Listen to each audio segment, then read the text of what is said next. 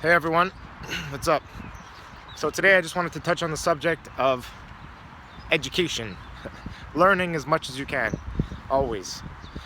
So I found that for me, as time goes on, the more I read, the more I learn, the more I apply what I read into what I'm doing, the more I realize how much I don't know and how much there is to know. And the rewards that you get in your life, wherever you are, if you're not happy with where you are, it's or what you're earning or what you're doing, is it's in equal proportion to your contribution or your service. The people who earn a lot of money in the world are people who give the most service to the most people.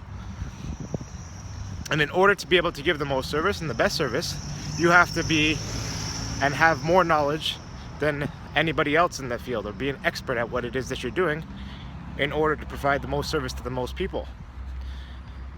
So I just wanted to touch base on a little bit about reading and how important it is. And for myself, I took note of 2016. I read 17 books. There was no fiction books. It was all related to exactly what I'm doing, or some way, shape, or form of business, or the business that I'm conducting, because I found that I needed to one, I need to know everything and as much as possible as I can about the business and what I'm doing, so that I can then in turn earn as much as I'd like to, or charge as much as I want to, or grow my business and have a good business, because we do it the best. I read a story about Picasso, and it was back in Picasso's era, and there was a lady in a fish market, and she was there shopping during the day, and she ended up bumping into Picasso, and she recognized him, and she said, "Hey, Picasso." And he was like, "Hi, ma'am." She said, I just love your work, and I'd love for you to draw a portrait of me." So Picasso said, "Sure, no problem." So he took out a pencil and a little napkin paper, and he sketched her quickly, and it took 30 seconds, and he gave it back to her. And he said, "That'll be $30,000, please." And she said, $30,000? That took 30 seconds to draw that. He said, "Yes, ma'am.